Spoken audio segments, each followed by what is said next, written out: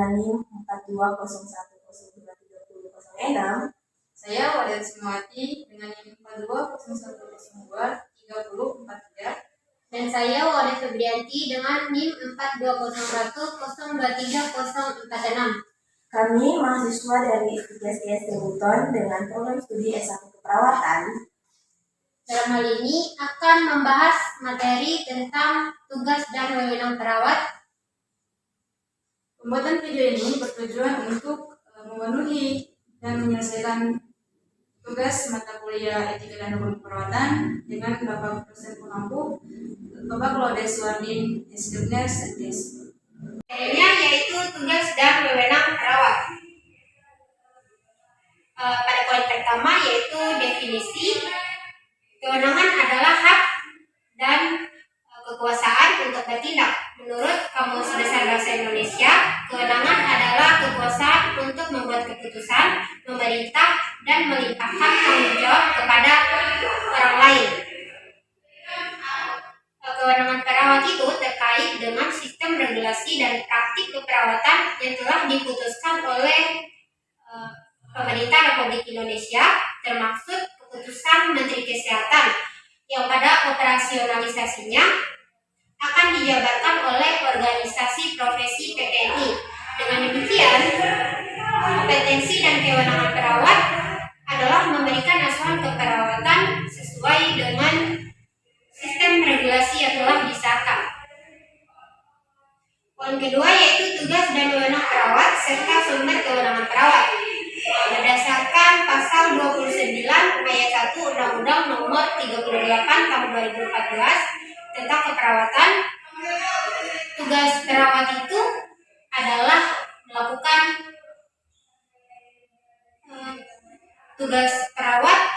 memberikan asuhan keperawatan, melakukan penyuluhan dan konseling kepada pasien, kemudian sebagai pengelola kesehatan, kemudian sebagai peneliti keperawatan, sebagai pelaksana tugas berdasarkan pelimpahan wewenang, dan pelaksana tugas dalam keterbatasan tertentu.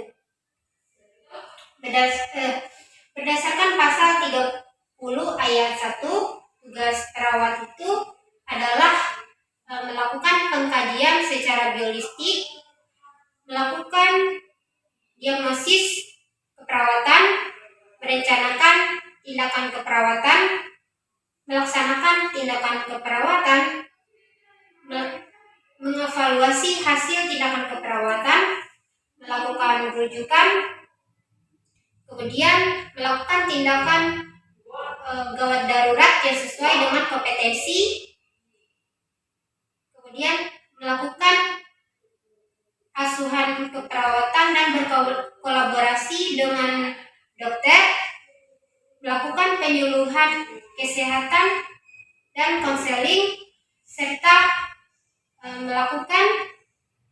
melaksanaan pemberian obat kepada pasien sesuai dengan resep dari tenaga medis.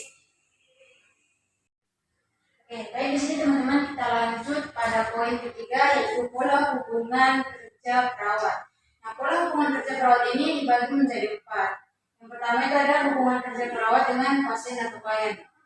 Nah, klien itu sendiri adalah fokus dari upaya pelayanan atau asuhan perawatan yang diberikan oleh perawat. Perawat juga itu sebagai salah satu komponen tenaga kesehatan.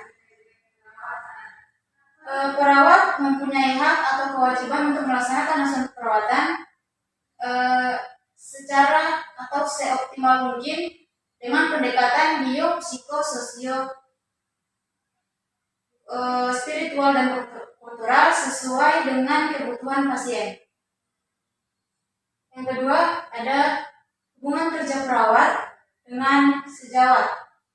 Nah, sebagai anggota profesi keperawatan, perawat harus dapat bekerja sama dengan teman sesama perawat demi meningkatkan mutu pelayanan keperawatan terhadap pasien atau klien. perawat dalam menjalankan tugasnya harus dapat membina hubungan baik dengan semua perawat yang ada di lingkungan kerja. Dalam membina hubungan tersebut sesama perawat harus terdapat rasa saling menghargai, tenggang rasa yang tinggi agar tidak terjebak dalam sikap saling curiga ataupun membenci. Nah, untuk kita menjalankan hubungan kerja perawat yang baik sesama sejawat kita, itu yang pertama ada ASI. Nah, ASI itu sendiri perawat ini bisa membimbing, menasihati. Nah, sili asuh yang dimaksudkan itu adalah saling membimbing antara perawat, menasihati, menghormati, dan mengingatkan bahwa kita sesama perawat itu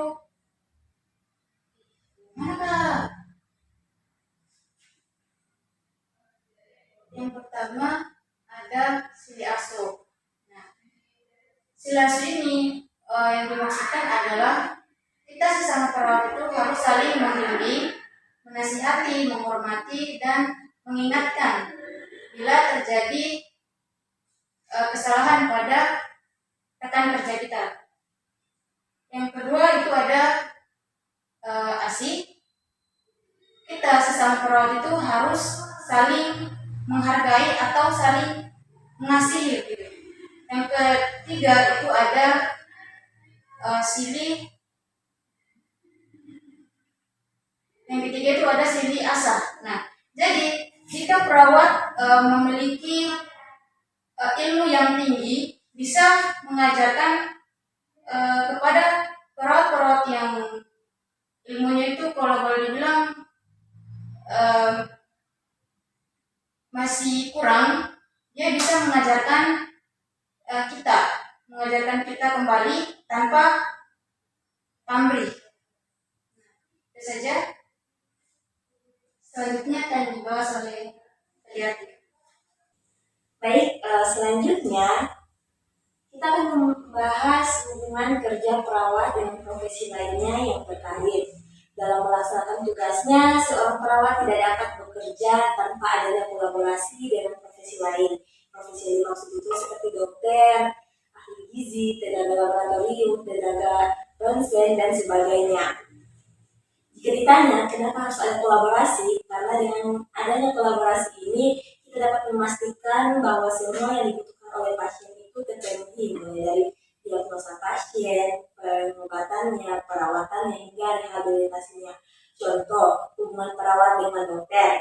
Dalam hal ini, perawat bekerja di supervisi yang sama dengan dokter dalam pemberian asuhan keperawatan dan lain sebagainya. Terus hubungannya dengan apoteker sendiri, perawat membantu dalam pemberian obat. Pemberian obat yang tepat, yang benar orang, benar waktu, dan dosis yang tepat. Apoteker sendiri lebih ke arah pembuatan obatnya, pemberian informasi tentang obat tersebut, serta memantau efek samping dari obat tersebut. Bersama ahli gizi, perawat bekerja sama untuk memantau pemberian nutrisi yang tepat bagi pasien. Selanjutnya, hubungan perawat dengan fisioterapis. Dalam hal ini, perawat berfungsi dalam membantu pasien untuk menjalankan terapi dan menggunakan alat bantu untuk masa pemulihan fisik.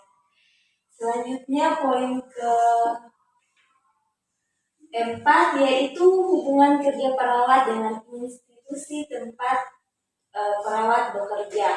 Seorang perawat yang telah menyelesaikan pendidikan baik tingkat akademik maupun tingkat sarjana memerlukan suatu pekerjaan yang sesuai dengan kemampuan baik di bidang pengetahuan, keterampilan maupun profesionalisme. Dalam hal ini lebih ditekankan pada kepatuhan perawat dalam peraturan-peraturan yang telah dikeluarkan institut tempat perawat tersebut kerja, baik rumah sakit maupun di klinik kesehatan untuk meminimalisir terjadinya kesalahpahaman sesama tenaga kerja dan kesalahan dalam berkomunikasi. Mungkin itu saja atas pemaparan materi ini. Bye.